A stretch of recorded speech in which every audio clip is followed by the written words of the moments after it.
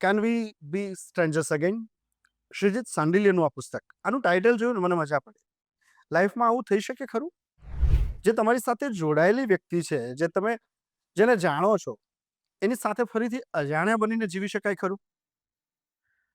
માનો કે તમને ટાઈમ મશીન મળી જાય અને તમને એ તક મળે કે ફરીથી તમે તમને ગમતી ક્ષણને જીવો, તો તમે કઈ ક્ષણને જીવો? મેં આ સિમ્પલ સવાલ અભિનેત્રી મોનાથીબા કનોડિયાને કર્યો અને એનો જે જવાબ આવ્યો ને, કદાચ એ જવાબ હિતુ કનોડિયાને પણ અજાણ્યો લાગશે.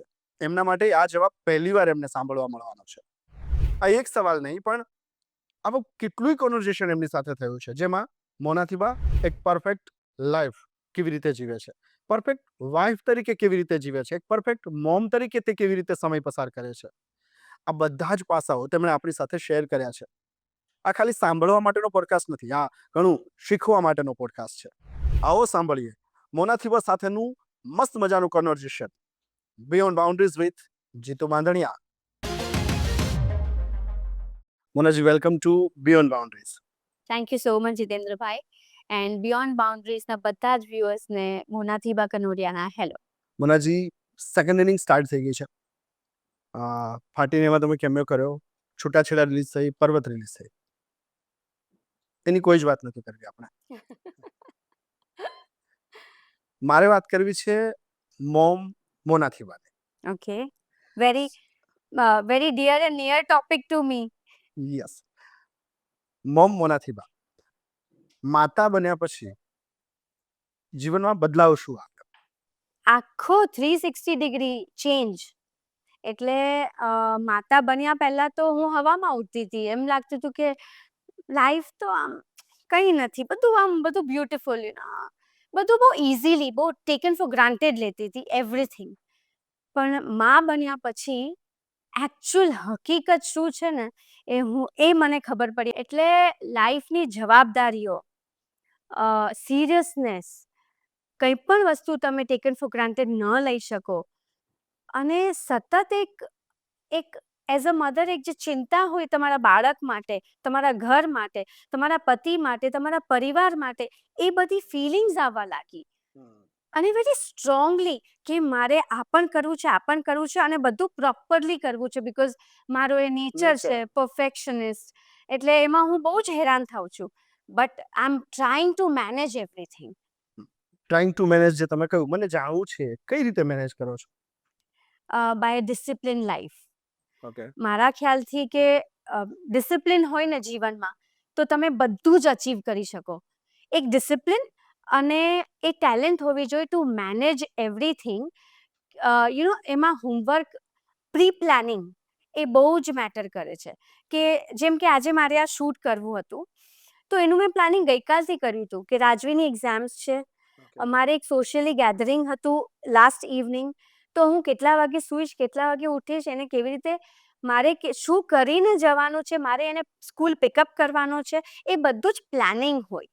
અને ડિસિપ્લિન એ કે તમારે ટાઈમસર સૂવું, ટાઈમસર જમવું અને ટાઈમસર ઉઠવું. આ ડિસિપ્લિન જીવનમાં બહુ જ જરૂરી છે. જ્યારે કે મારા પતિદેવ સુપર ડુપર બિઝી છે. મારો તમને સવાલ એ જ હતો. તમે કહ્યું કે બધું જ પ્લાનિંગ હોય, પ્લાનિંગ મુજબ થાય. સો તમે ટાઈમ મતલબ ઘડિયાળના કાંટે જીવી રહ્યા હું છો. જીવી એકચ્યુઅલી મારી અને નજર કાંઈને હું ઓળખું છું, એ જીવવામાં માને છે. સો એ બેલેન્સ કેવી રીતે કરો છો? અમે લોકો છે ને બહુ જ ઓપોઝિટ છીએ. Opposite actor. ટ્રુ. એટલે I am always on time, always punctual. અને he is so much opposite to me કે તમે સાચું કહ્યું કે મારી નજર ઘડિયાળ પર જ હોય. એટલે હું આમ when I am cooking for Rajveer, તો આમ જ ચાલતું હોય. એટલે અમારા બેનું કેવી રીતે સેટ થઈ રહ્યું છે કે હું એમને બધું સેટ કરી આપું છું. મારા બે બચ્ચાઓ છે, એક તો રાજવીર છે અને એક હિતુ છે. સાચે ચેલેન્જ એમાં વધારે છે.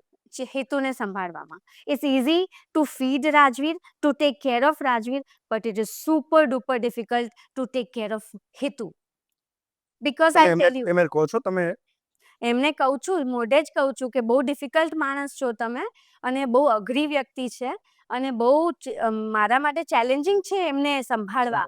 કેમ કે જે જબ્બર એક્ટર હોય ને, આમ એક પાગલ હોય, એ ગાંડા જ હોય. અમે બંને ગાંડા જ છીએ એકચ્યુઅલી તો.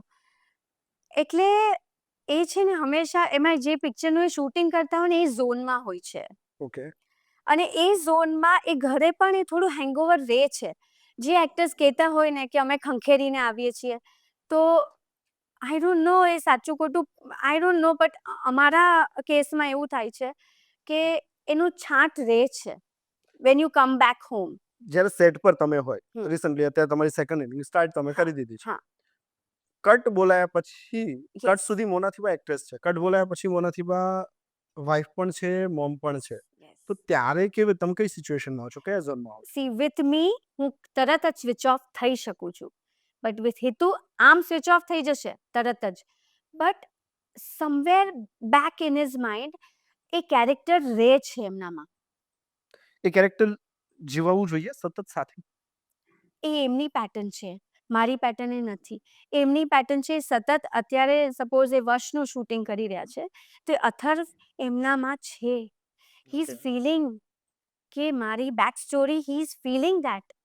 અને I have learn this from him કે મારી હવે જ્યારે મેં when I did these films, તો છૂટાછેડા જ્યારે કરતી હતી ત્યારે હું એમનામાંથી શીખી કે એની સાથે એ કેરેક્ટર સાથે જીવીએ ને તો એ બહુ ફિલિંગ્સ એ ફરક પડે છે. સ્ક્રીન પર. Yes, Okay. એ ફરક પડે છે.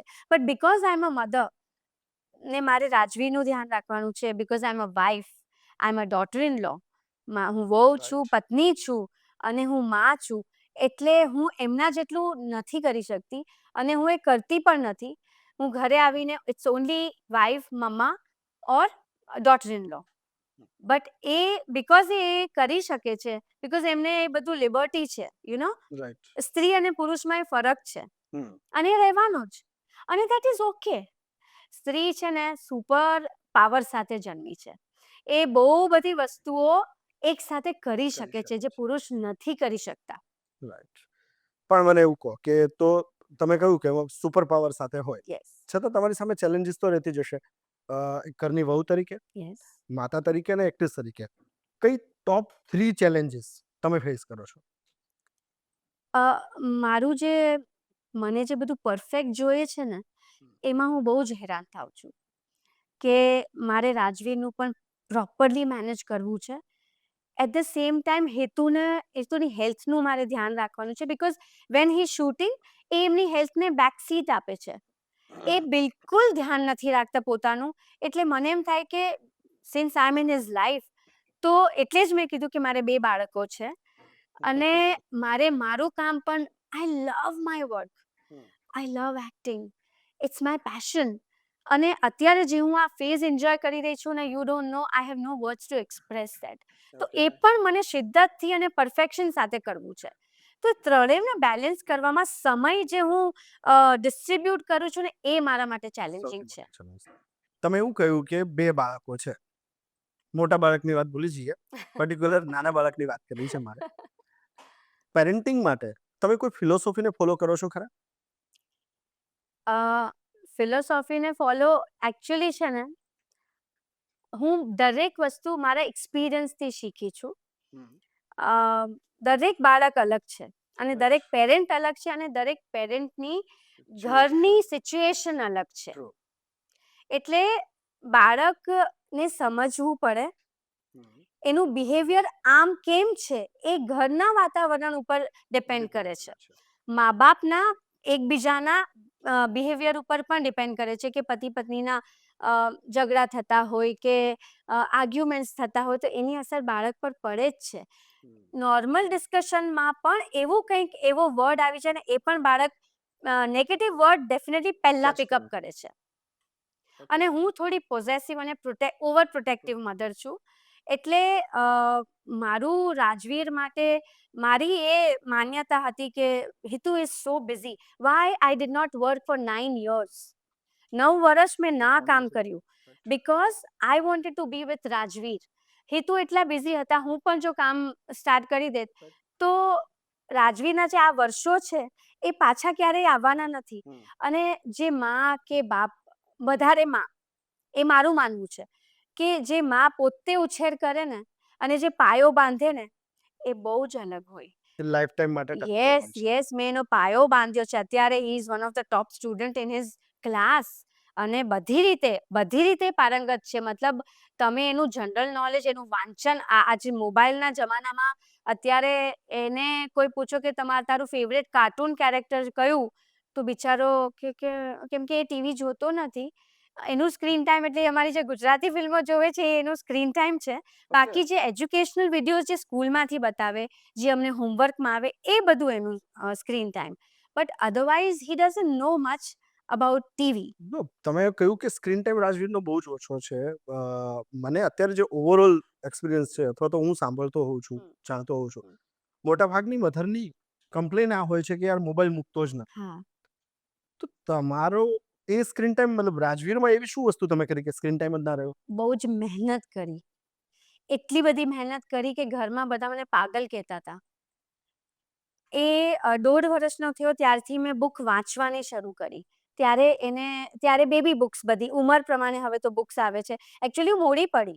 મને નહોતી ખબર કે 0 મંથ્સથી જ તમારે વાંચવાનું હોય. ભલે તમને એવું લાગે કે એને કંઈ સમજ પડતી નથી, હજી તો એ ડોક પણ હલાવતા શીખ્યો નથી, હજી તો બેસતા પણ શીખ્યો નથી, પણ એના સબકોન્શિયસ માઇન્ડમાં એ જઈ રહ્યું છે.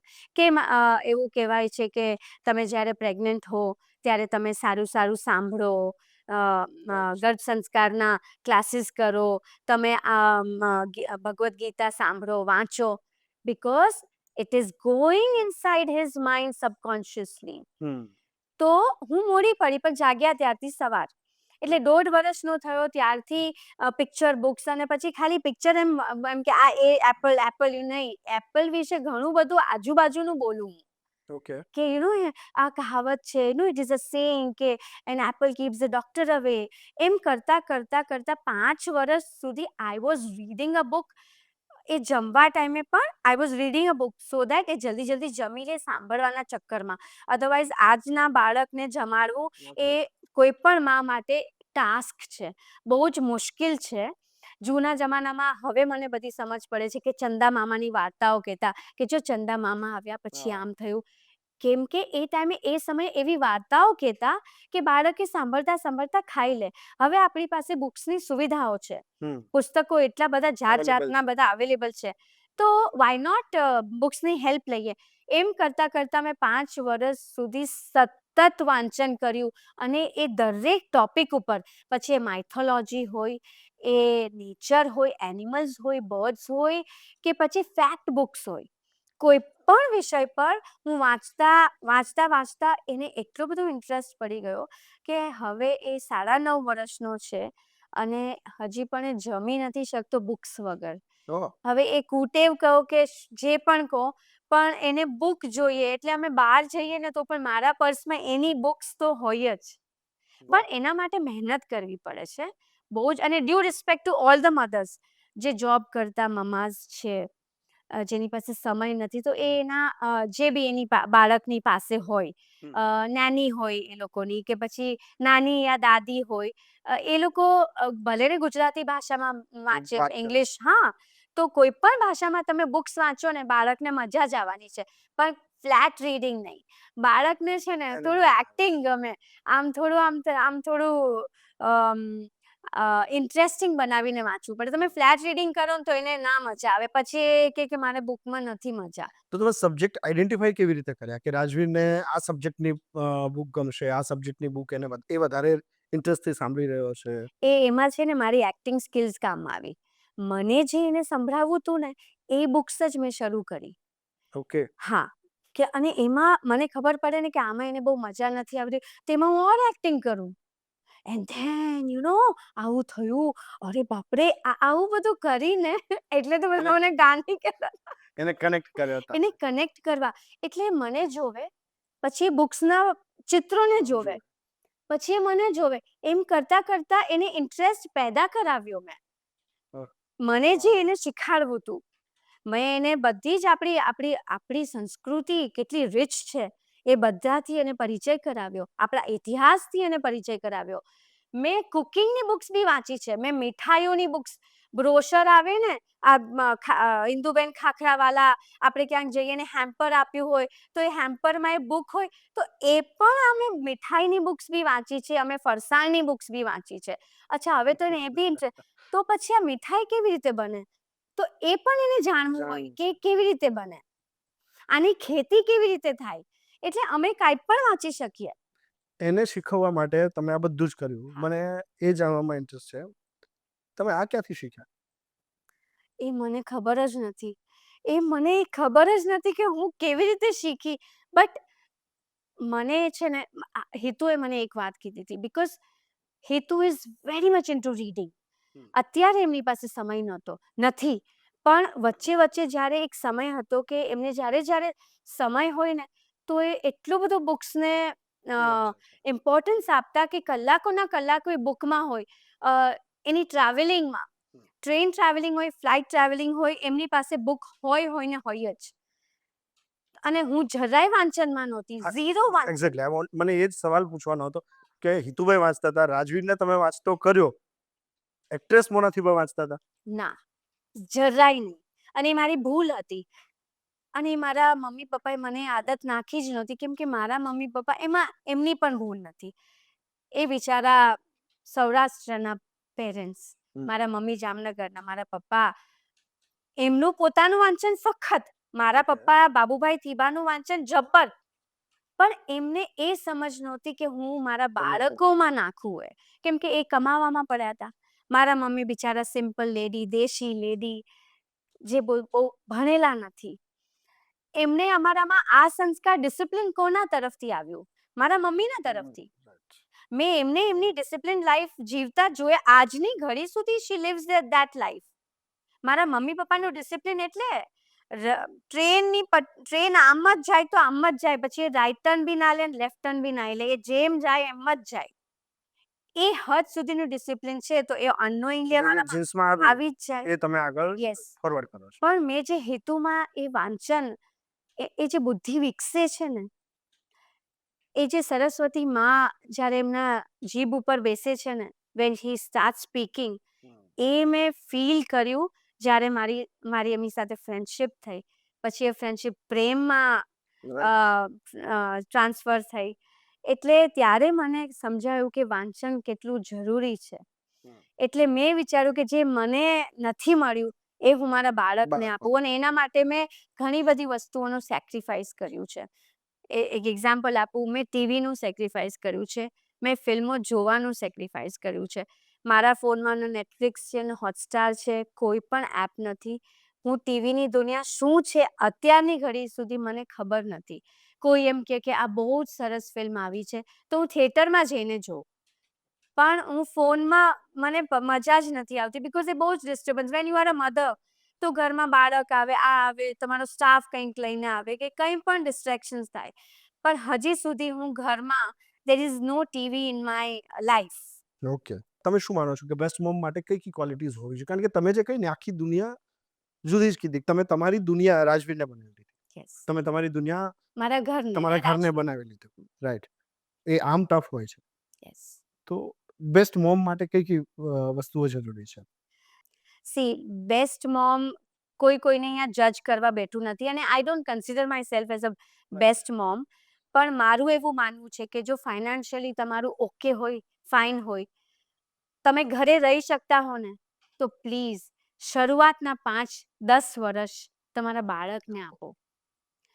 એ એટલા જરૂરી છે ને કે તમે જો માં જે સમજે ને, બાળક એ છે ને બધું કહી નથી શકતું. એ છે ને એટલું રમવામાં હોય, અને એ સ્વાભાવિક છે. બાળક નહીં રમે તો કોણ રમશે? આ એના રમવાના દિવસો છે 10 વર્ષ સુધી. એટલે એને ભૂખ લાગે તો એ બીમાર જ્યારે અતિની ગતિ થાય ને, ત્યારે જ્યારે એને તાવ આવે, ત્યારે રિયલાઇઝ થાય પેરેન્ટ્સને. પણ મારા જેવી માં હોય ને, એ આવવાનું હોય ને એના એડવાન્સમાં જ મને ખબર પડી જાય કે my baby is going to fall sick, કે એના હાવભાવ, એનું વર્તન, એ બધું ચેન્જ થઈ જાય. એ ક્યારે ખબર પડે? જ્યારે તમે એની સાથે ટાઈમ સ્પેન્ડ કરતા હો.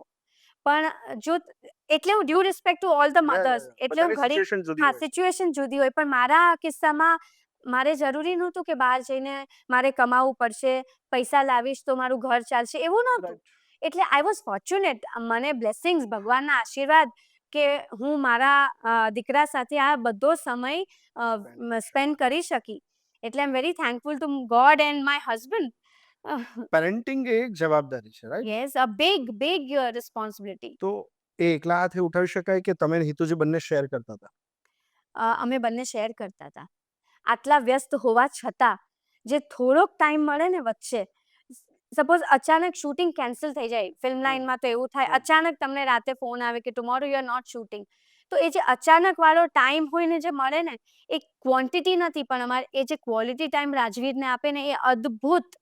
અદ્ભુત એટલે એ બોનસ છે ને તમારું. એ બોનસ. અને I will say this on the screen કે Hitu is the bestest father on this earth. વાહ.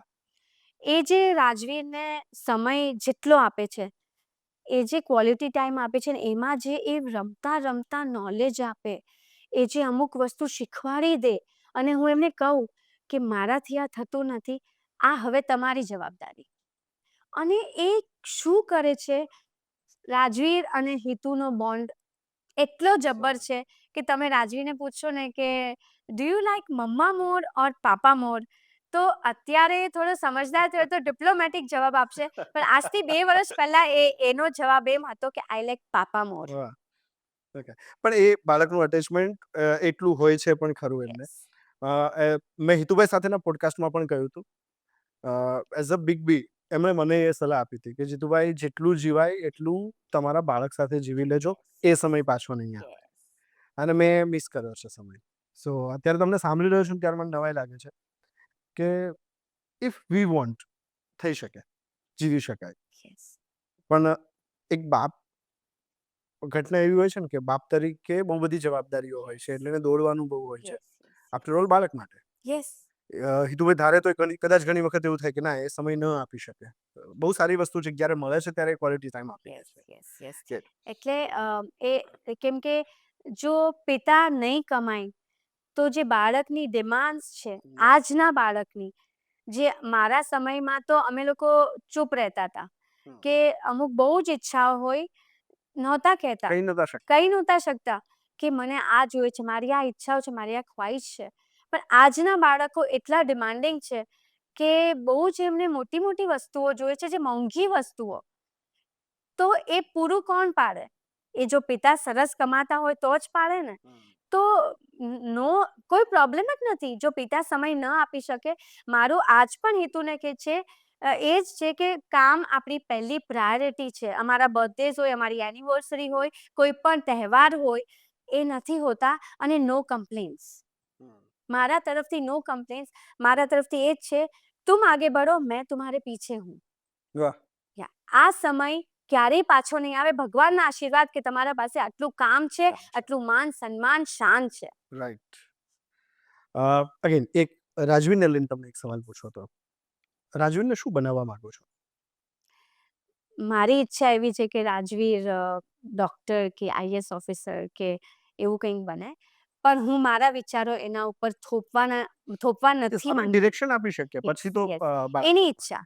સી, હું મારા મમ્મી પપ્પાનું ક્યાં માની? હા.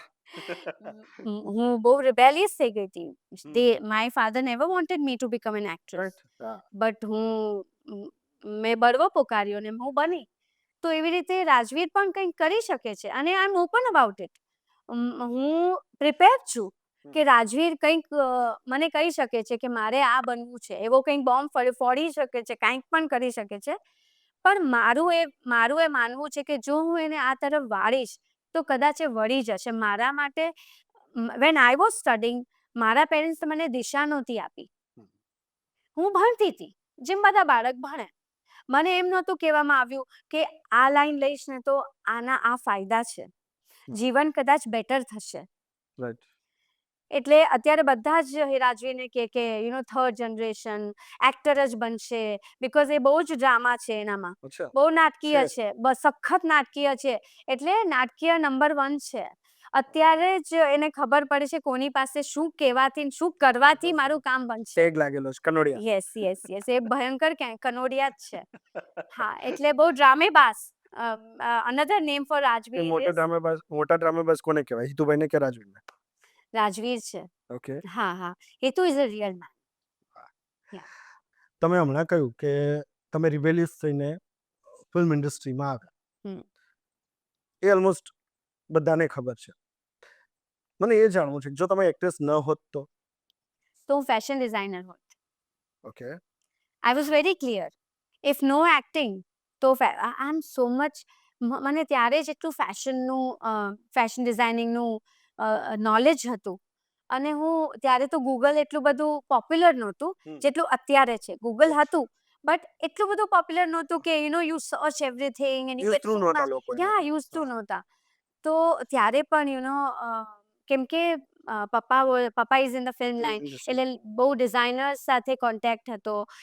પપ્પા સાથે ક્યારેક ડિઝાઇનરને ત્યાં એના વર્કશોપ પર જાઓ, એ બધું એમનું ઓફિસ જોઉં, એમનું વર્કશોપ જોઉં, એ બધી વાતાવરણ જે હતું ને એનાથી બહુ ફેસિનેટેડ હતી કે fashion and good clothes wearing and style and એવું બધું મને બહુ જ ગમતું. એટલે આઈ વોઝ વેરી ક્લિયર કે ફેશન ડિઝાઇનિંગ હું કોર્સ કરત એમાં. અને મેં કોર્સ કર્યો પણ મેં અધવચ્ચે મેં એ મૂકી દીધો બિકોઝ હું એક્ટિંગમાં લાગી ગઈ એટલે. So I think I have pretty knowledge about fashion.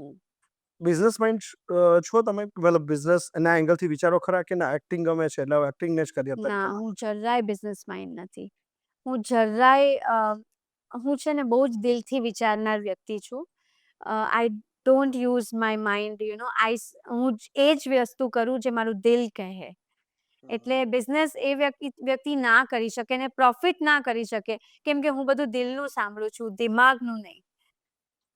પણ હું જીતુભાઈ ને તમને બંનેને ઓળખું છું. મને એવું લાગે છે કે એમના કરતા વધારે બિઝનેસ માઇન્ડ તમે છો. કદાચ બિઝનેસ હેન્ડલ કરવાનો થાય તો ભાઈ હા. તમે હેન્ડલ કરો. એ હું હેન્ડલ કરી શકું પણ હું કે હું મારું બિઝનેસ ખોલું અને હું એમાં I can make money out of it, એ મારું આઈ થિંક ગજું નથી. બટ યસ, હું બિઝનેસ હેન્ડલ કરી શકું. I can manage somebody's like એમાં બી ફિલ્મ લાઈનનો, because I am in this line since 20 years. રાઈટ. એટલે મને ઇન એન્ડ આઉટ ખબર છે હાઉ ડઝ ઇટ વર્ક, આના માઇનસ અને પ્લસ પોઈન્ટ્સ, આના બેનિફિટ્સ, આના ડિસએડવાન્ટેજીસ, એનું મને બધું નોલેજ છે. અને મારા પપ્પા પણ આ લાઈનમાં, એટલે હું મોટી જ આ બધા વાતાવરણમાં માહોલમાં થઈ છું. એટલે હવે તો મને માણસનો ફેસ જોઈને ખબર પડી જાય. એટલે હવે શું, જ્યારે હું કામ કરતી ત્યારથી જ કે આ માણસ પિક્ચર બનાવશે કે નહીં, અને બનાવશે તો કેવી બનાવશે, લો બજેટ બનાવશે, બિગ બજેટ બનાવશે કે ક્રિએટિવ નાઇસ પિક્ચર બનાવશે, એ પણ મને એમના ફેસ પરથી ખબર પડી જાય. The way they talk. ત્યારનો સમય ને અત્યારનો, તમે બંને ઇન્ડસ્ટ્રી સાથે કનેક્ટેડ છો, બંનેમાં ડિફરન્સ શું જોઈ રહ્યા છો? આત્મા થોડુંક મિસિંગ છે, ત્યારે થોડુંક દિલથી અપનાપન, થોડુંક મોર રિસ્પેક્ટ, મોર પોતીકુપણું, એ બધું. પણ એટ ધ સેમ ટાઈમ હું કહીશ કે technology wise now it is so sound. અને એ પ્રાઉડ લેવા જેવી વાત છે કે અત્યારે જુદા જુદા કન્ટેન્ટ પર, એક્સપેરિમેન્ટલ વાર્તાઓ પર ફિલ્મો બને છે જે આપણે વિચારી પણ ના શકીએ કે અરે, અને at the same time audience accept કરે છે. કરે છે. એટલે ઓડિયન્સ પણ બદલાય છે, મેકર્સ બદલાયા છે, ટેકનોલોજી બદલાઈ છે, વાર્તાઓના વિષયો બદલાયા છે, અને ઓડિયન્સ પણ બદલાય છે. એટલે બંનેમાં મજા તો પહેલા પણ મજા હતી પહેલા, અને અત્યારે પણ મજા છે. પણ મને પહેલાનો સમય થોડું વધારે ગમતું હતું. અત્યારે બધા વધારે પ્રોફેશનલ થઈ ગયા છે, ત્યારે બધા દિલથી વધારે કામ કરતા હતા. આ પ્રોફેશનલ ટેક છે ને, એ મને સમજવું છે. ફોર એક્ઝામ્પલ, મને કોઈ પણ વ્યક્તિનું કામ આપ્યું, મને ડોક્યુમેન્ટરી લખવાની હોય કે એડ ફિલ્મ લખવાની હોય, રાઈટ, અથવા તો કોઈનું સોશિયલ મીડિયા હેન્ડલ કરવાનું હોય, તો જ્યાં સુધી કવર ના મળે ને, અથવા મતલબ પેમેન્ટ ટ્રાન્સફર નથી થતું, હા, ત્યાં સુધી વિચાર નથી આવતા, ટ્રુ. રાઈટ. તો એને પ્રોફેશનલ કહેવામાં કે બહુ પ્રોફેશનલ થઈ ગયા છે. હા, તમે એમ જ કરી દો ને પછી એમની પાછળ દોડ્યા કરો, ભાઈ આપો ને, મેં કામ કરી દીધું છે, પેમેન્ટ આપો ને, એ ચાલે છે, એમ લોકોને એ સ્વીકાર્ય છે. તો ત્યારે એક એક્ટ્રેસને પ્રોડ્યુસર્સ તરફથી મતલબ આવું થાય ખરું કે પહેલા પેમેન્ટ માગી લીધા પછી જ આપણે કામ પૂરું કરીએ, કે તમે પૂરું કરી દીધા પછી પેમેન્ટ લે? એ મને એવો ખ્યાલ છે કે તમે પહેલા પેમેન્ટ લઈ લેતા હતા ટોટલ. હા, એટલે આ મારા પપ્પાએ મને શીખવ્યું હતું હા એમ કે એ બહુ જ બિઝનેસ માઇન્ડેડ છે અને એ શું સ્ટાર સેક્રેટરી રહી ચૂક્યા હતા. હમ. he was secretary to many superstars. Right. he was manager, he was managing their work. હમ. એટલે એ મને એમનાથી નોલેજ મળ્યું હતું. અને તમે તમારું પેમેન્ટ પ્રોડ્યુસર તમારી ફીઝ Yeah. પ્રોડ્યુસર પાસેથી માંગો અને નાઇસલી માંગો ને કોઈને પ્રોબ્લેમ નથી. It is how you ask, how you talk to the people. Hmm. મારા પપ્પાએ હંમેશા મને એક સવાલ કીધું હતું કે અહીંયા તું એક્ટિંગ 19-20 કરીશ ને એ ચાલશે, પણ તું બિહેવિયર, તું માણસ કઈ રીતે બનીશ, તારું ડિસિપ્લિન, તારું પંક્ચ્યુઆલિટી, આ બધું બહુ કાઉન્ટ કરે જો તારે લોંગ રન સુધી ચાલવું હોય તો. તો આ મેં છે ને ગીઠા બાંધ લિયા થા મન મેં. તો હું મારું પેમેન્ટ પણ માંગુ તો હું એને છે ને ગિફ્ટ રેપ કરીને માંગુ, એટલે એ સામેવાળાને કોઈ પ્રોબ્લેમ આવતો નહોતો અને એ મને આપી પણ દીધો. કોઈક નાનો માણસ હોય ને ઉમરથી, તો એ એવું કહી શકે કે આપજો ને, જરૂર છે. હા. તમે એવું કહો તો કેવું લાગે કે જરૂર છે? ના, એમાં શું છે, લે મેં કામ કર્યું છે, મારી મહેનતના પૈસા માંગુ છું. પણ એમની સામેવાળો તો માની જ ના શકે ને. એમ કે ઓકે તમારે હવે એક પેમેન્ટ તમારે લેટ આવે તો શું ફરક પડે હા, છે, આવું કહેતા હતા. હે ને? આવું મને બહુ વાર કીધું છે કે તમે તો બાબુભાઈ થીબાની દીકરી છો, હા બસ તમને શું. એક્ઝેક્ટ. ત્યારે હું જવાબ આપતી કે હું મારી પોકેટ મની, અને સાચી વાત છે, હું મારી પોકેટ મની મારા પપ્પા પાસેથી નથી માંગતી. મેં મારી કાર, મારા ઇન્વેસ્ટમેન્ટ્સ, મારી જ્વેલરી, આ મારું સોલિટેર જે ડાયમંડ, આ બધું જ મેં મારા પૈસાથી ખરીદ્યું છે, and I M proud of my self. Self made માં. યસ. એટલે હું કહું કે મારા બિલ્સ ભરવાના છે, મેં મારી વાહ, બંને કાર્સ વાહ. મારા પૈસાથી લીધી. મારા આઉટફિટ્સ, મારા એક્સપેન્સિવ બ્રાન્ડેડ આઉટફિટ્સ, મારા પરફ્યુમ, કેટલું બધું હોય શોપિંગ એક છોકરીની, એક એક્ટ્રેસની, આ બધું મેં મારી પોકેટ મની મારા પપ્પા પાસેથી ક્યારેય માંગી નથી. વાહ. સો મારે એ બધા પેમેન્ટ્સ કરવાના હોય તો હું મારા પ્રોડ્યુસર્સને કહેતી, I don't ask money from my father, તો આઈ નીડ મની, બિંદાસ કહેતી. આવું આખું બોલનારા લગભગ ઓછા હોય હા, છે. એટલે હેતુ બહુ જ શરમમાં છે. એમને તો પોતાના મહેનતના પૈસા માંગતા બી શરમ આવે. મેં કીધું એમાં શેની શરમ, આપણે મહેનત કરી છે. અને એ ટાઈમે તો કેવી વેનિટી વેન્સ નહોતી. નહોતી. યસ આઈ નો. 48-50 ડિગ્રીમાં અમે કામ કરતા, ઉપરથી રિફ્લેક્ટર્સ, લાઇટ્સ, એટલે 55 ડિગ્રી થઈ જાય, એમાં અમે કામ કરતા, અને કામ કરીને પણ પોતાના જ મહેનતના પૈસા માંગવામાં શરમ શેની, ટ્રુ. રાઈટ? હા, આઈ એમ ટુ બિંદાસ. આપણા હકના, જો સાચી વાત કહેવામાં કોઈ દિવસ પ્રોબ્લેમ નથી. તમને શરમ ક્યારે આવે કે તમને અંદરથી ખબર હોય કે Guilt તમે હોય ત્યારે. જુઠ્ઠું, ગિલ્ટ છે, જુઠ્ઠું બોલી રહ્યા છો, તો તમને શરમ આવે. સાચું બોલવામાં શેની શરમ? શેની શરમ? મને એવું કહો, તમે સોલિડ કોન્ફિડન્સ છો. મોના થીવાનું મોટિવેશન શું? કઈ વાત એવી હોય છે જે તમને મોટિવેટ કરી જાય? હિતુ જે રીતે કામ કરે છે ને, એ મને મોટિવેટ કરે છે. ઓકે. અત્યારે ડે એન્ડ નાઇટ કામ કરે છે.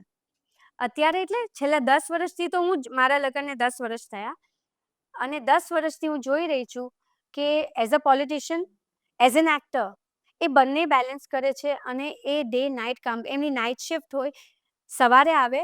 ગઈકાલે 2 કલાક સૂઈને એ એક કામે ગયા, એ બપોરે આવ્યા, 1 કલાક સૂતા, અને તરત એ પાછા નાઇટ શિફ્ટમાં ગયા. તો મને એમ થાય કે આ વ્યક્તિ આટલું બધું કામ કરે છે, એ મને બહુ જ. અને મારા સાસુ, યસ, મારા સાસુએ આખી જિંદગી જે પરિવારને ભેગું રાખવામાં સમય, તનતોડ મહેનત કરી છે, પોતાનું શરીર ઘસી નાખ્યું છે, સહન કર્યું છે, બધાના અલગ અલગ સ્વભાવ, આ બધું જે મેં જોયું આ 10 વર્ષમાં, મને ભયંકર મોટિવેટ કરે છે, મને ઇન્સ્પાયર કરે છે. અને મને એવું ફીલ થાય છે કે હું મારા સાસુની એજ સુધી પહોંચું ને, ત્યારે હું એમના જેવી બનું. અને મારું તો એ બેનિફિટ છે, કેમ કે એ ઘરમાં રહેનારી વ્યક્તિ, મને તો બહારની દુનિયા ખબર છે. એટલે બહારની દુનિયાને કેવી રીતે ટેકલ કરવું, એટ ધ સેમ ટાઈમ મારા સાસુ પાસેથી મેં એ શીખ્યું કે ઘરના લોકોને ખુશીથી, પ્રેમથી ટેકલ કેવી રીતે કરવા. અને આજની ઉંમરે, આ ઉંમરે, એ આ પરિસ્થિતિમાં પપ્પા નથી તો પણ એ જે કોન્ફિડન્સથી અમને બધાને હેન્ડલ કરે છે ને, ઓહો, અદ્ભુત. પોતાની તબિયતને સારી રાખે. સૌથી પહેલા તો એ જ બહુ જરૂરી હોય છે. પોતાની તબિયત અમારા બધાનું ધ્યાન અત્યારે મારું કમબેક એમના જોડે જ થયું છે. Yes, Okay. એમણે મને કીધું, હું તો હજી પણ હું નહોતી કોન્ફિડન્ટ કે હું ઘર અને રાજવીરને અને મારા કામને ન્યાય આપી શકીશ. પણ એમણે મને કીધું કે રાજવીરને તું મારી પાસે છોડીને જા, અને તને મારા પર વિશ્વાસ છે કે નહીં કે હું રાજવીરનું ધ્યાન રાખીશ. અને બિલીવ મી, એમણે મને પ્રૂવ કર્યું છે કે મારાથી કદાચ રાજવીર પડી જાય કે કદાચ આ ખૂણો લાગી જાય, પણ એમની પ્રેઝન્સમાં મજાલ છે રાજવીરને એક આટલું પણ વાર વાંકો થાય. એ એમણે મને પ્રૂવ કર્યું છે ઓવર ધ 9 years. એટલે મેં કીધું કે હું સ્કૂલે લેવા જઈશ, હું પાછળથી એનું ધ્યાન રાખીશ, અને એ પણ તું જે રીતે એનું શેડ્યુલ બનાવ્યું છે એ રીતે જ, મારી રીતે નહીં. તો તું જે ઈચ્છે છે એ રીતે હું રાજવીરનું ધ્યાન રાખીશ, પણ તું કામ કર. વાહ. એટલે she is a big inspiration to me. તમને ક્યારે એવું થાય કે મારાથી આ નહીં થઈ શકે, સેલ્ફ ડાઉટ ક્યારે એવું એક્ટ્રેસ તરીકે અથવા મધર તરીકે કોઈક જગ્યાએ એવું થાય ખરું? મેં મારા જીવનમાં એ રાખ્યું જ નથી કે આ મારાથી નહીં થઈ શકે. You believe I can. I can attitude, એટલો બધો આઈ કેન એટીટ્યુડ છે કે હું મારા રાજવીરમાં પણ એ મને કે આ નહીં થઈ શકે, મેં કીધું આ થઈ શકશે. આઈ એમ વિથ યુ. અને જ્યારે પરિવારનો સાથ હોય ને, તમારા પતિનો સાથ હોય, તમારા ઇનલોઝનો સાથ હોય ને, તમે જગ જીતી શકો. You should have family support. તો તમે કાંઈ પણ કરી શકો, specially your partner.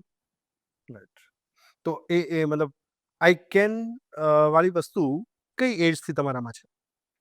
I think when I turned 15 or 16, unknowingly આવી ગયું હતું.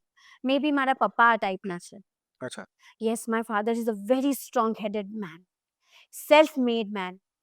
સ્ટ્રીટ લાઇટમાં ભણીને મોટા થયા છે, અને એમણે જે અચીવ કર્યું છે ને એ હેટ્સ ઓફ ટુ હિમ. અને એ મેં વાતો સાંભળી, અને એ ટાઈમે મને બહુ વિલન લાગતા હતા, બહુ સ્ટ્રિક્ટ ફાધર. પણ હવે મને સમજાય છે, because now I am a mother. હવે મને સમજાય છે કે એ ટાઈમે જો એમણે મારી સાથે આ ડિસિપ્લિન ન રાખ્યું હોત તો કદાચ અત્યારે આ વ્યક્તિ હું ન હોત. એમણે પણ ફેલિયર બહુ જોયા. એ પડ્યા, ઉઠ્યા, પડ્યા, ફરીથી ઉઠ્યા. એ મેં જોયું. મારા બાળપણના યર્સ એ જોતા જોતા થયા. He did many new businesses which he failed, but he got up again and successful થયા પછીથી. ફેલ થવું એ સફળતાની શરૂઆત હોય છે, Yes, એવું કરો yes, છો? yes. Absolutely, I believe this. હું મારા દીકરાને કહું છું, ઓછા માર્ક આવ્યા, નો વરીઝ. કદાચ આઈ ઓપનર થઈ શકે કે આપણે વધારે મહેનતની જરૂર છે. We went wrong. ફેલ થાવ એમાં તમારે હંમેશા બીજાને ક્યારેય બ્લેમ નહીં કરવાનું, પોતાની જાતને બ્લેમ કરવાનું કે તમારી મહેનત થોડીક ઓછી જ રહી. ઓછા માર્ક તમે બોલ્યા, હમ. માર્કિંગના ગ્રેડને કઈ રીતે? રિસન્ટલી હમણાં આપણે વાત થઈ કે રાજવીરની કોઈક નેશનલ લેવલની એક્ઝામ હતી, હા. એ ઇન્સિડન્ટ એક વખત શેર કરો ને. યા, એટલે રાજવીને મેં અસેટ એક્ઝામ્સ અપાવી, અને 1 મહિનો મેં એની તૈયારી કરી, પણ બહુ જ તૈયારી ન કરી શકી કેમ કે ત્યારે મારી ફિલ્મની શૂટિંગ પણ ચાલી રહી હતી. એનો મને થોડો અફસોસ છે કે હું જો શૂટિંગ ન કરતી હોત ને તો આનાથી વધારે તૈયારી કરાવી શકત. અને આ અલગ ટાઈપની એક્ઝામ હતી, આ કમ્પ્યુટર પર એક્ઝામ હતી, અને આ હજી રાજવીર 3Gમાં છે. એટલે એને રાઇટિંગની ને એવી એક્ઝામ્સની આદત છે, પણ આ કમ્પ્યુટર પર એક્ઝામ પહેલી વારે દઈ રહ્યો હતો. અને by the grace of God Rajveer is a very intelligent kid. તો મારી એક્સપેક્ટેશન એવી હતી કે એને 98-99% તો આવશે જ, પણ રિઝલ્ટ આવ્યું અને 95% આવ્યા. બહુ જ દુઃખ થયું મને. પણ 95 મતલબ મારા 2-3 એક્ઝામના ભેગા કરું ત્યારે થાય. પણ જે કેલિબર રાજવીરમાં છે, દરેક મા બાપને હોય કે મારું બચ્ચું ફર્સ્ટ જ આવે, એમ હું પણ એમાંની એક છું. પણ મને ખબર છે કે મારા બાળકમાં એ ક્ષમતા છે. ક્ષમતા ના હોત ને તો હું આશા ન રાખત. મહેનત પણ કરી હતી એને, અમે બંને મહેનત કરી હતી, પણ ક્યાંક એવું થયું કે અમારી મહેનત ઓછી પડી. અને કમ્પ્યુટર પર કેમ કે હું બહુ ટેકનોસેવી મધર નથી, એમાં મારી બી થોડી કે મને ટેકનોલોજીમાં બહુ નથી આવડતું, હું પણ શીખી જ રહી છું. C you are always Yes, learner learner. All your life. તો એને કમ્પ્યુટરની એક્ઝામ ફર્સ્ટ ટાઈમ આપી એટલે કદાચ એ પણ એની માટે નવું હતું અને અમારી મહેનત થોડી ઓછી પડી. એટલે હું એને ગુસ્સે નથી થઈ, પણ મેં એને એટલું કીધું કે આપણે કેપેબલ હતા કે આપણને 98-99% આવી શકત, આપણને કદાચ 100% પણ આવી શકત, પણ આપણી નેક્સ્ટ ટાઈમ આપણે ધ્યાન રાખશું, પણ આપણે ક્યાંક આપણી ચૂક થઈ છે. અને હા, મારી આંખમાં આંસુ આવી ગયા અને એને જોયા પણ અને એને ફીલ કર્યું કે હા, આપણે નેક્સ્ટ ટાઈમ વધારે મહેનત કરશું. એને પોઝિટિવલી લીધું. જ્યારે હેતુને તો હા ભલે ભલે, એ તો 95. એ તો એટલા ખુશ થઈ ગયા. એક કનોડિયામાં તો પહેલી વાર કોકને 95% આવ્યા છે. એ તો કે તું તો પાગલ છે કે તારા આંખમાં આંસુ આવ્યા. મને તો એમ થાય છે કે હું સેલિબ્રેટ કરું. બટ ખરેખર આમ સેલિબ્રેશનની મોમેન્ટ હોય. ઓકે, હવે 10મા અને 12માની એક્ઝામ્સ અત્યારે ઓનગોઈંગ છે. હમ. સ્ટુડન્ટને માર્કશીટની રેસમાં રહેવું જોઈએ કે પરીક્ષાનો હાવ? આ બંને મેટર ઉપર તમે બાળકોને શું સંદેશ આપશો? સી, બાળકોને કહીશ કે પ્રેશર લો, પણ એટલું બધું પ્રેશર ના લો કે તમે ડિપ્રેશનમાં વહી જાઓ ને એવું બધું. નહીં નહીં, એવું બધું. અરે લાઈફમાં તો બહુ જ ઉતાર ચઢાવ, હજી તો મોટી મોટી પરીક્ષાઓ આવશે જીવનની. તો જો તમે આમાં જ નાસીપાસ થઈ જશો, આમાં જ તમે આમ થશે કે અરે રે જીવન બરબાદ થઈ ગયું. નહીં, મહેનત કરો. ફળ આપવું ભગવાનનું કામ છે, પણ મહેનત એટલી કરો કે ભગવાનને પણ ઝૂકીને તમને આપવું જ પડે. એ બાત. એ હું હંમેશા એમાં માનું છું કે એટલી મહેનત કરો કે ભગવાન કે યાર હવે આને આપી દો બસ. આપવું જ મેં મારા લગ્નમાં જ આ કર્યું કે મેં એટલો બધો સાચો પ્રેમ કર્યો ને કે ભગવાનને આપવું જ પડ્યું કે નહીં, આ લગ્ન થવા જ જોઈએ. સચ્ચાઈ હોવી જીતુભાઈએ બહુ જોઈએ. સરસ રીતે નેરેટ કરી હતી તમારી લવ સ્ટોરી. હમ. તમારા શબ્દોમાં સાંભળવી છે ફરીથી. લવ એટ ફર્સ્ટ સાઇટ હમ. ક્યારે ફીલ કર્યું? બહુ જ નાની હતી ત્યારે. એમને તો ખબર પણ નથી. એકચ્યુઅલી મારા પપ્પાને એમના પપ્પા વી આર ફેમિલી ફ્રેન્ડ્સ, કેમ કે પપ્પા was a line producer Right. In his Kanodia Kannada ફિલ્મ્સમાં. ફિલ્મ્સમાં. તો મારું એમની બેન સરજુબેન ને પૂજાબેન બંને મારા ફ્રેન્ડ્સ. તો એ સંદર્ભમાં એમની સાથે મળવાનું એટલે એમના ઘરે જવાનું થયું. અને લોખંડવાલામાં એમનો ડુપ્લેક્સ ફ્લેટ છે. એટલે એ છે ને જેમથી આવી રહ્યા હતા અને એ સમયે જેમનું ચલણ આટલું બધું નહોતું જેટલું અત્યારે છે. એટલે એ ટાઈમે Hitu had abs and Hitu had this he had a terrific body અને he was so much into workouts. અને હું 4થા માળે બેઠી હતી ને 5મા માળેથી નીચે અંદરની સીડીથી ઉતરીને આવ્યા ને આઈ વોઝ એકચ્યુઅલી ફિલ્મનો સીન બન્યો હતો કે I was sitting like this, I was talking to એની બેનના સાથે વાત કરી રહ્યા હતા અને અચાનક મારી નજર એમના પર ગઈ અને આઈ વોઝ એકચ્યુઅલી લાઈક વાવ. આ ફિલિંગ થઈ હતી સિરિયસલી. બટ એ ટાઈમે ઉંમર નાની હોય ને તો તમે થોડા આમ એટલી હિંમત ના હોય, ઇવન ધો તમારી ફ્રેન્ડ છે કે I really like your brother, એવું કહેવાની હિંમત ના હોય. બિકોઝ હું એ રીતે મોટી થઈ રહી હતી. My mother is a very shy person, papa is very strict. એટલે એ કોન્ફિડન્સ નહોતો. આ કોન્ફિડન્સ મને જ્યારે બહાર નીકળી કામ કરવા અને કામ કરતા કરતા કરતા આવ્યો. એટલે એ સમય તો મેં મિસ કરી દીધો એમને કહેવામાં. અને પછી મેં અંદર ને અંદર દબાવી દીધું. અને પછી તો એ તો ત્યારે હું જ્યારે ન્યૂ કમર બની, એ મારો લવ એટ ફર્સ્ટ ટાઈમ હતો. ઇન્ફેચ્યુએશન, નોટ લવ બટ ઇન્ફેચ્યુએશન હતું, આકર્ષણ. Ya, I love his appearance, physical appearance. I don't know in and out કેવા છે, મને કંઈ એમ નોલેજ જ નહોતું. બટ એમણે મને જસ્ટ હાય કર્યું, બસ પતી ગઈ વાત. એના પછી તો હું એમને મળી જ નહીં. ને પછી જ્યારે હું મળી ત્યારે તો હું હિરોઈન બની ગઈ હતી. અને મારી 4th ફિલ્મ એમની સાથે, એ હીરો અને હું હિરોઈન. પણ એ દીકરી પારકી થાપડ કહેવાય. તો એ સમય પર પહોંચીને ત્યાં સુધી તો મેં મારા કામને એટલો બધો તવજ્જો આપી દીધો કે પ્રેમ ને એ બધાને મેં બેકસીટ આપી દીધી હતી. એટલે it was my focus was only on my work, on my career. અને એ ટાઈમે હિતુને એવું ફીલ થયું મારા માટે જે હું ન સમજી શકી. અને અમે લોકો ગાંધીનગરમાં એ ફિલ્મ શૂટ કરી હતી. ત્યારે મને બિલકુલ કલ્પના નહોતી કે ગાંધીનગર મારું ઘર થવાનું છે. હા. ગાંધીનગરમાં સેક્ટર 21માં અમે લોકો શૂટિંગ કરી રહ્યા હતા અને શૂટિંગનું જમીને અમે થોડાક આમ બોર થઈ ગયા હતા. તો એમણે મને કીધું કે you want to have pizza?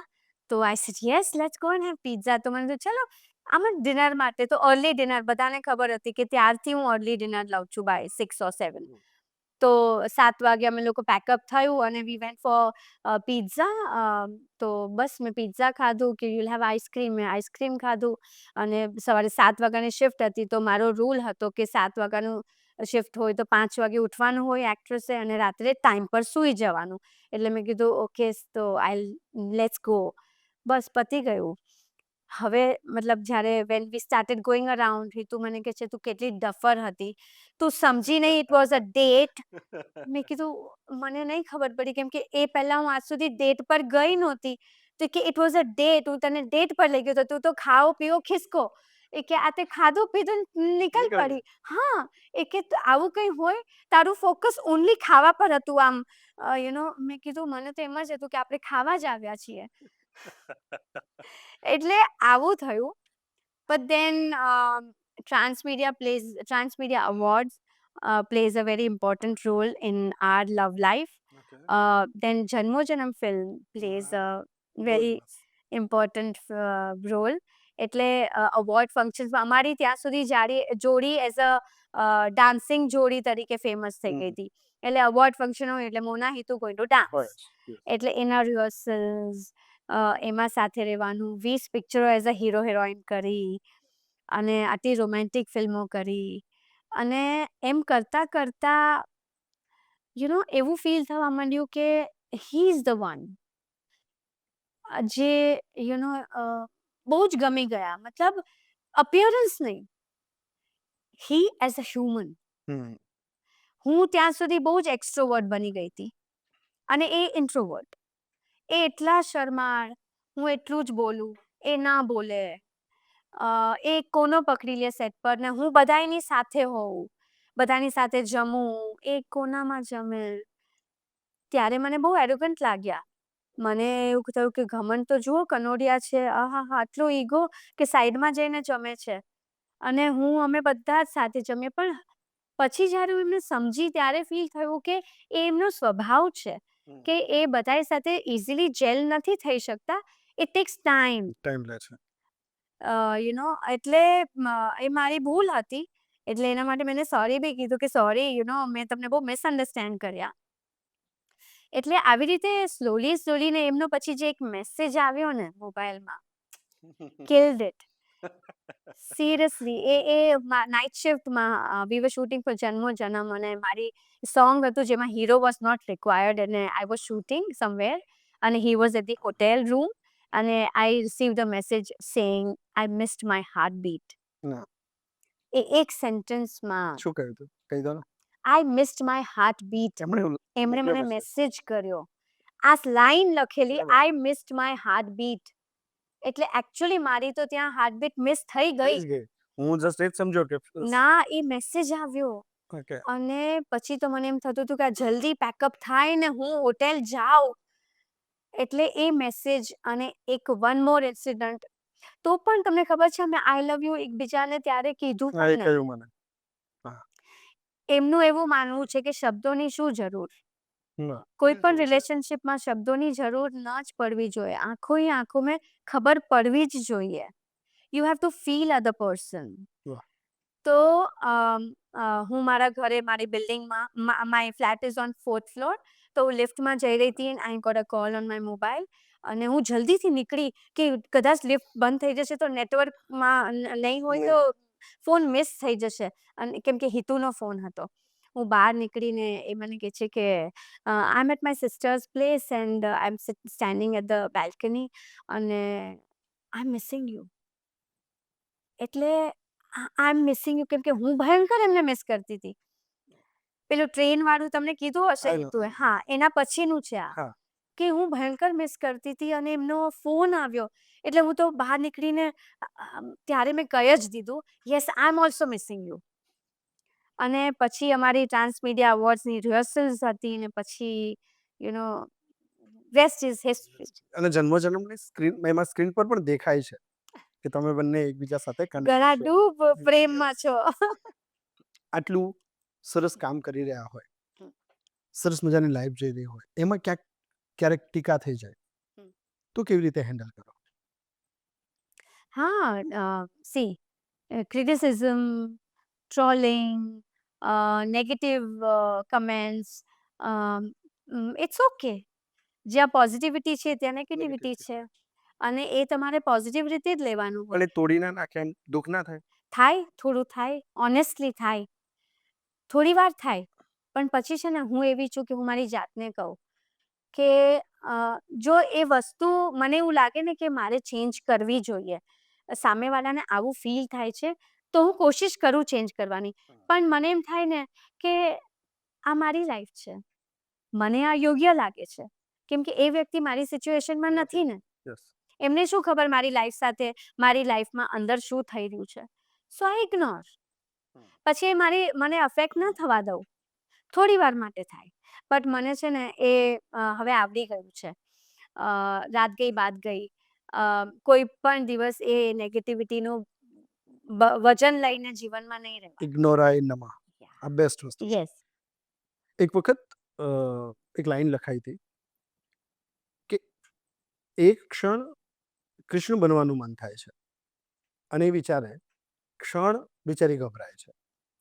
ક્ષણને એવું થાય કે જો આ કૃષ્ણ બનશે તો બનશે શું? એમ જો એ બાલકૃષ્ણ બનશે તો રાધા સાથેનો રોમાન્સ રહી જશે, અને જો રાધાવાળા કૃષ્ણ બનશે તો માનો પ્યાર, જશોદાનો પ્યાર મળવા રહી જશે. ક્યાંક ટાઈમ મશીન મુકાય અને એવું થાય કે મોનાજી ચલો આ ટાઈમ મશીનમાં તમે ડિસાઈડ કરો કે મારે આ ક્ષણ જીવવી છે, ફરીથી જીવવી છે, કયા સમય પર લઈ જાઓ? જો ટાઈમ મશીન મુકાય ને અને મને ફરીથી એ મોકો મળે ને કે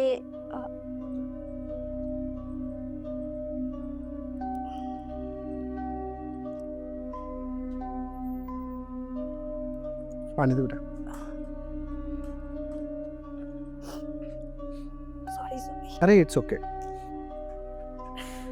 ગોડ.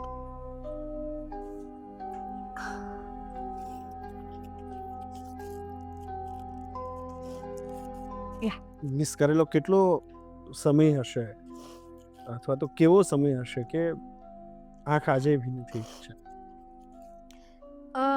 એક સમય મેં મિસ કરી લીધો. મારા બહુ સપનાઓ હતા, લગ્નને લઈને, મેરેજને લઈને. See me and Hitu we were going around, સાથે પિક્ચરો કરી, સમય વિતાવ્યો, બહુ સરસ સમય વિતાવ્યો, બ્યુટીફુલ સમય વિતાવ્યો, પણ ઓલ ધ ટાઈમ ડરમાં એ સમય હતો, બિકોઝ યુ આર એક્ટર્સ, તો મીડિયા હોય, ઘણી બધી વસ્તુ મેટર કરતી હોય વેન યુ આર વર્કિંગ, પબ્લિકમાં એક્ટર્સને એક લિમિટેશન હોય. તો મને એમ હતું કે લગ્ન, મારા મનગમતા વ્યક્તિ સાથે જ્યારે લગ્ન થાય ને તો મારે એમની સાથે આ કરવું છે, અહીંયા ફરવા જવું છે, રેસ્ટોરન્ટ જવું છે, ફિલ્મો જોવી છે, આમ કરવું છે, તેમ કરવું છે, બહુ બધું હાથમાં હાથ નાખીને પલંગ પર બેસીને ટીવી જોવું છે, એમને એમ વાતો કરવી છે, બહુ જ બધા સપનાઓ હતા જે ના થયા. બીકોઝ તમે બંને બિઝી હશો. બિકોઝ લગ્નના બીજા દિવસે એમનું શૂટિંગ, મારું શૂટિંગ, અને એકચ્યુઅલી બહુ અમારું આમ અચાનકથી લગ્નની ડેટ Date નક્કી આવી. થઈ. હા, અને પછી એવું હતું કે હવે કરી જ લઈએ, કે હવે આને પોસ્ટપોન નથી કરવું. અને ભગવાનના આશીર્વાદથી જૂનમાં, બીજી જૂને લગ્ન થયા અને જુલાઈમાં મેં કન્સીવ કર્યું, અને રાજવીરભાઈ એક વર્ષમાં આવી ગયા. એટલે જવાબદારીઓ, મારી શૂટિંગ્સ, 5 મહિના સુધી હું 5 મહિનાની પ્રેગ્નન્સી સુધી આઈ વોઝ શૂટિંગ. એટલે જ્યારે હું ફ્રી હોઉં ત્યારે હિતુ બિઝી હોય, હિતુ ફ્રી હોય ત્યારે હું બિઝી હોઉં, અને અમે લોકો ત્યારે જસ્ટ શિફ્ટ થવાના હતા ગાંધીનગર. એટલે એ શિફ્ટિંગ મુંબઈ ટુ ગાંધીનગર એ બધામાં જવાબદારીઓ પરિવારનું એ બધામાં એ જે અમારો રોમેન્સનો ટાઈમ હતો ને એ છૂટી ગયો. અને પછી તો રાજવી બાળક આવી જાય એટલે આખી તમારું જીવન બદલાઈ જાય. હિતુ એમએલએ બની ગયા. એને જેમ કે મેં તમને કીધું કે હંમેશા મારા જીવનનો મંત્ર છે કે કામ એ પહેલી પ્રાયોરિટી. એટલે મેં એમને હજી સુધી આ વાત કરી નથી. આ એમને તમારા ઇન્ટરવ્યુ થકી ખબર પડવાની છે. પાણી દો.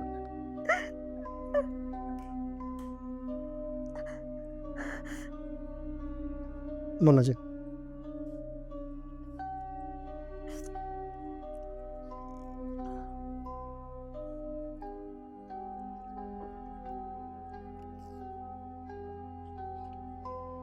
Yeah, sorry. અરે it's okay. સો ફરી જીવવા મળે તો ત્યાં જવું છે. હા, તો એ સમય મારે ફરીથી જીવવો છે. ને એમની સાથે જે બી મેં સપનાઓ સેવ્યા હતા એ બધું એમની સાથે એન્જોય કરવું છે, કેમ કે એ મારા હિતુ મારા જીવનની સૌથી ગમતી વ્યક્તિ છે. એટલે હું એ ફરીથી જીવવા માંગુ છું એ સમય. વાહ. ઓકે, આનાથી એકદમ ઓપોઝિટ પૂછી લઉં.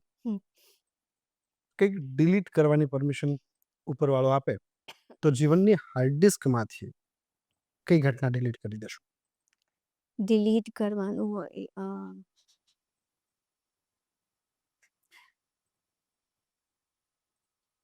ડિલીટ મારે પેલું કરવું છે.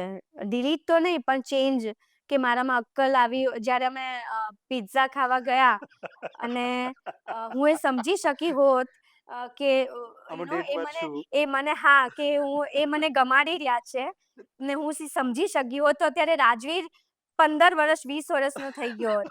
ના, 15 નહીં 20 વર્ષનો થઈ ગયો હોત. સિરિયસલી.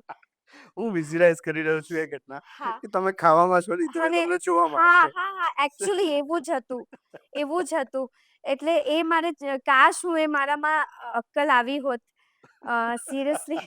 એ બાકી તો છે ને જે પણ ખરાબ વસ્તુ થઈ જ હોય જીવનમાં, પણ એના માટે મને પશ્ચાતાપ નથી.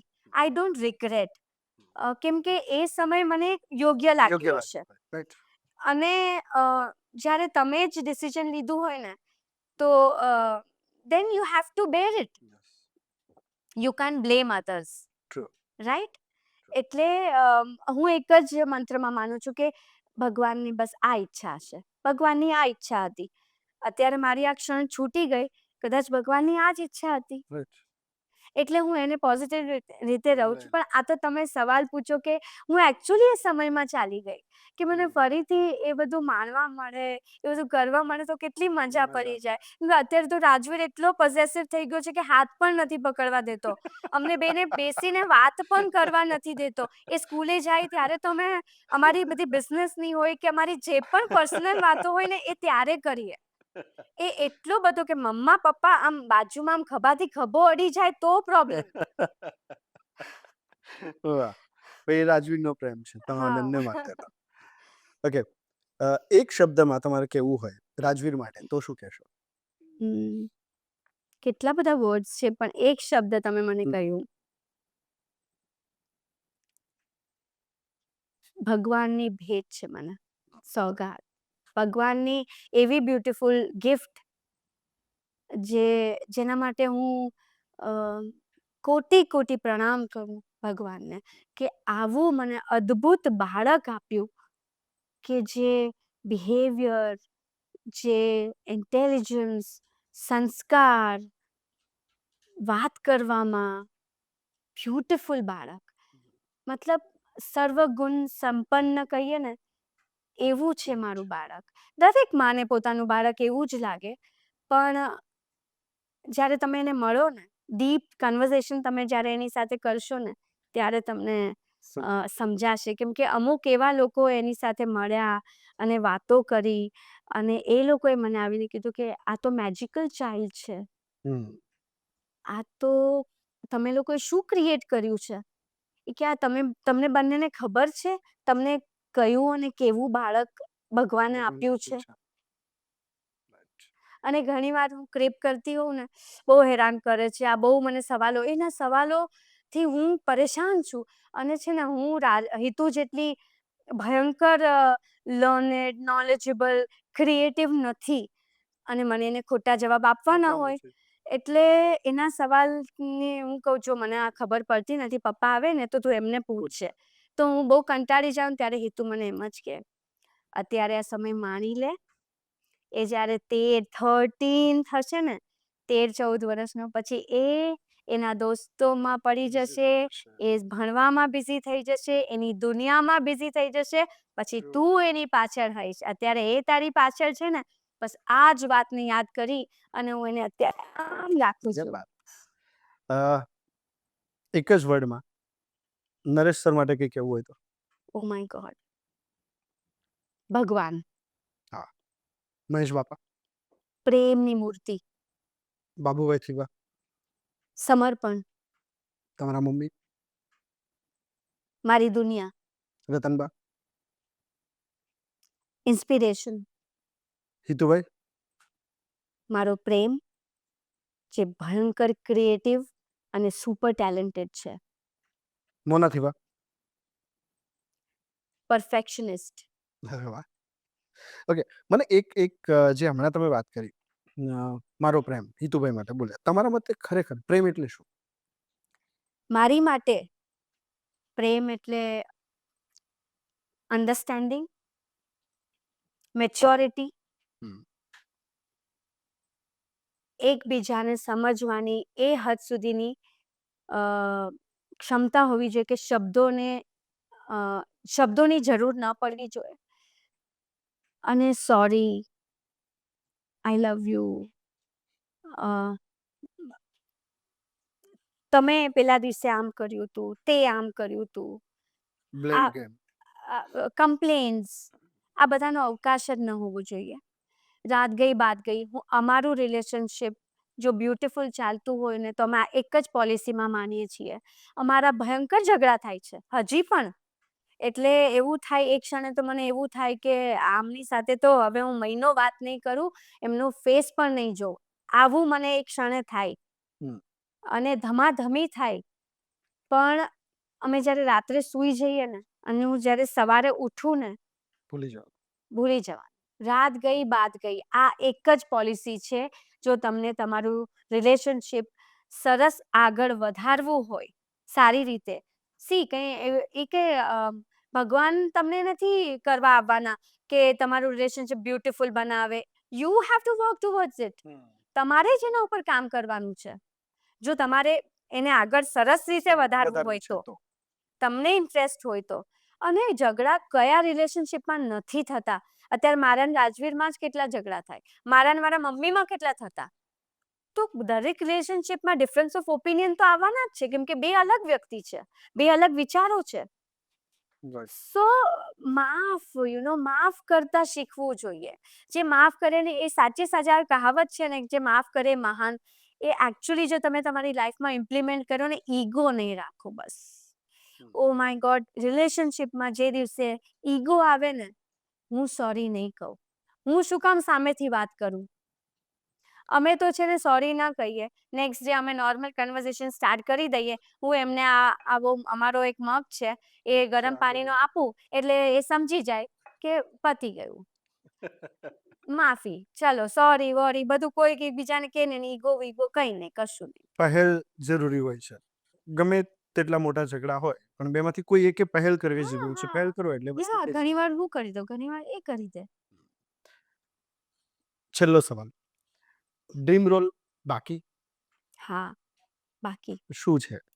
કેવો રોલ કરવો છે હજી? મને ઇંગ્લિશ એક ફિલ્મ આવી હતી શ્રીદેવીની, એ ફિલ્મ મને કરવી છે. અત્યારે જે હું ઉંમરના તબક્કામાં છું, જે હું અત્યારે મા પણ બની ગઈ છું, તો એ એક ફિલ્મ ઇંગ્લિશ અને શ્રીદેવીની જ એક બીજી ફિલ્મ આવી હતી મોમ. તો અત્યારે એ રોલને હું બહુ ન્યાય આપી શકીશ, because I my self is a mother. તો મને ઇમોશન ખબર છે. તો મને બહુ જ ઈચ્છા છે કે આવા કોઈ સ્ટ્રોંગ ચેલેન્જિંગ રોલ જો મને મળે ને તો એ કરવાની અદ્ભુત મજા પડી જાય. ભગવાનને પ્રાર્થના કરીએ જલ્દી મસ્ત મજાના તમે જે વિચાર્યા છે ને એવા રોલ તમને મળી જાય. તમારા ડ્રીમ રોલનું જે ડ્રીમ છે એ જલ્દી પૂરો થાય. Thank you so much જીતેન્દ્રભાઈ. તમારી સાથે વાતો કરીને બહુ જ મજા આવી અને તમે તો એવી વાત મારી પાસે કરાવી કે જે હેતુને નથી ખબર અને તમારા થકી ખબર પડશે. અરે વાહ. એનીવે તમારી પાસે તો હજી બહુ બધી વાતો બાકી છે. ક્યારેક એ બધી કેન્ડિડ વાતો સાથે ફરીથી બેસીશું એક વખત. Sure. Thank you very much. Pleasure.